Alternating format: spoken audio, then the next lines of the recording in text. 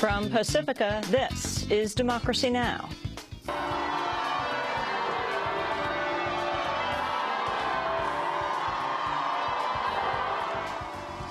Hundreds of thousands fill the streets of London for the royal wedding of Prince William and Kate Middleton. Billions around the world watch the event. 8,000 journalists are covering it. We'll talk about the British Empire with British journalist Johann Hari. Then, Workers Unite. He is attacking the civil rights of immigrants and people of color in Wisconsin, in health care, education, and freedom from discrimination. In his budget repair bill, he intends to deny access to health care, badger care, senior care, family care, and Medicaid to low-income families and non-U.S. citizens. This year's May Day rallies celebrate unity between labor unions and immigrants planning to march side by side. We'll speak with immigrants' rights activist Christine Newman Ortiz from Milwaukee, where tens of thousands are expected to march, and to Clarence Thomas of the International Longshoremen and Warehouse Union. His Oakland local is being sued for shutting down the port this April in solidarity with Wisconsin workers. Then Glenn Greenwald on accused U.S. Army whistleblower Bradley Manning. It clearly is cruel and unusual. It's arguably a form of torture, and given that Manning has never been convicted of anything, unlike the convicts at Supermaxes to whom this treatment is normally applied, it's particularly egregious. Until last week, Bradley Manning was held in solitary confinement at a Marine brig in Quantico, Virginia. Now military officials say he'll be held as a medium security prisoner at Fort Leavenworth. All that and more coming up. Welcome to Democracy Now!, democracynow.org, the War and Peace Report. I'm Amy Goodman. The death toll from a wave of storms in the southern United States is approaching 300 in what's become the deadliest natural disaster to hit the U.S. since Hurricane Katrina. Thousands of people were wounded. Many more have been left homeless. At least 204 people have died in Alabama. Tuscaloosa Mayor Walt Maddox said entire neighborhoods have been destroyed. I would estimate on a 3 to 4 mile stretch of the city, at some parts more than a half mile wide, we have utter destruction. We have neighborhoods that have basically been removed from the map. We have businesses that will no longer be able to engage in commerce. And we've got thousands upon thousands of citizens who have lost all of their possessions. Of course, the most tragic thing about what has transpired since yesterday afternoon is we now have 36 confirmed deaths within the city, well over 600 injuries that are directly related to yesterday's tornado. President Obama has declared a state of emergency for Alabama and plans to visit the state later today. At the White House, Obama called the damage catastrophic. In many places, the damage to homes and businesses is nothing short of catastrophic. We can't control when or where a terrible storm may strike, but we can control how we respond to it. And I want every American who has been affected by this disaster to know that the federal government will do everything we can to help you recover, and we will stand with you as you rebuild. The fighting in Libya has spilled over into neighboring Tunisia, with clashes reported between forces loyal to Muammar Gaddafi and the Tunisian military. Gaddafi's fighters have crossed into the Tunisian border town of Dahiba to attack rebels stationed there. On Thursday, Gaddafi's forces seized a key border crossing used by thousands of Libyans to escape the fighting. Fierce clashes continue in the Libyan town of Misrata, with at least 12 people reportedly killed by Gaddafi's forces earlier today. President Obama's formally unveiled the reshuffling of his national security team with appointments of 4 key posts. CIA Director Leon Panetta will move to the Pentagon to replace the retiring Robert Gates. General David Petraeus will become the new head of the CIA. U.S. Marine General John Allen will be nominated to become the U.S. commander in Afghanistan, a position currently held by Petraeus. And Ryan Crocker will be nominated to be the U.S. ambassador to Afghanistan. Obama appeared with the quartet at the White House. Leon Panetta at the Defense Department, David Petraeus at the CIA, Ambassador Crocker, and General John Allen in Afghanistan. These are the leaders that I've chosen to help guide us through the difficult days ahead. I will look to them and my entire national security team for their counsel, continuity, and unity of effort that this moment in history demands.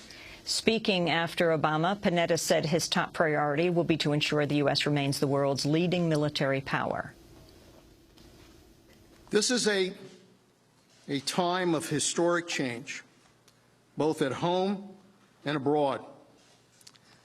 As the son of immigrants, I was raised to believe that we cannot be free unless we are secure.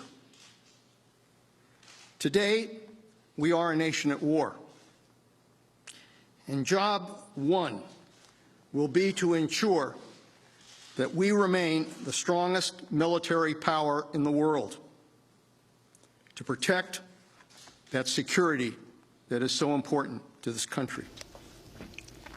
Several Palestinian civilians have been wounded in an Israeli military attack in the Gaza Strip. Israeli tanks shelled an area near a refugee camp in Gaza earlier today.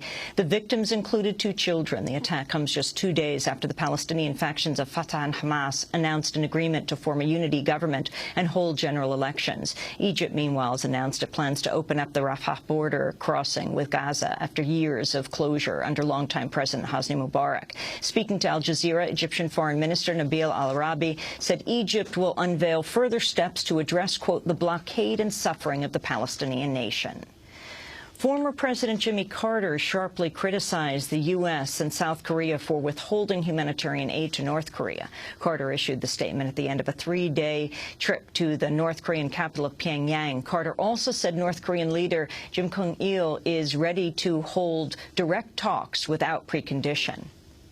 Chairman and General Secretary Kim Jong-il sent word that he is willing, and the people of North Korea are willing, to negotiate with South Korea, or with the United States, or with the 6 powers, the other 5 powers, on any subject, at any time, and without any preconditions. And for the South Koreans and for the Americans and others, deliberately to withhold food aid to the North Korean people because of political or military issues not related is really indeed a human rights violation. President Carter was speaking about the North Korean leader, Kim Jong-il. The Massachusetts State House has approved a measure that would curb the rights of public sector unions. The bill would prevent public employees from collectively bargaining over their health benefits. The measure is similar to Republican bills passed in Wisconsin and Ohio. But unlike those states, the Massachusetts House is controlled by Democrats. The measure now goes to the Massachusetts State Senate. Oil companies continue to report major profit increases amidst rising prices for oil and gas. On Thursday, ExxonMobil said it posted a $10.7 billion profit in the first quarter, a gain of 69%. Royal Dutch Shell earned $6.3 billion, up 30%. The news comes as the Venezuelan government has announced a new tax on oil companies' windfall profits. The tax kicks in at 20% when oil hits $40 a barrel, reaching up to 95% if oil tops $100 a barrel. Venezuela says it expects to collect between $9 billion and $16.3 billion this year, with the money going to social programs. In a statement, the group Public Citizen called for a tax on oil companies' windfall profits in the United States, saying, quote, prices at the gas pump are jumping even though the cost of drilling hasn't changed. Big Oil is able to pocket the difference at the direct expense of consumers.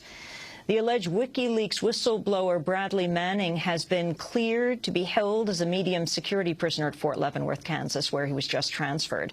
Up until last week, Manning was held in solitary confinement at a Marine brig in Quantico, Virginia. We'll have more on this story later in the broadcast. We'll be speaking with Glenn Greenwald. California Governor Jerry Brown's canceled a controversial plan for a new death row at the San Quentin State Prison. The new facility carried a price tag of $356 million. Brown said, quote, it would be unconscionable to earmark $356 million for a new and improved death row while making severe cuts to education and programs that serve the most vulnerable among us. The Federal Trade Commission has released new guidelines aimed at curbing the marketing of unhealthy foods to children. Under the proposal, food advertised to children would have to contain certain healthy ingredients, including fresh fruits and vegetables, and not have large amounts of sugar, saturated fat, trans fat, and salt.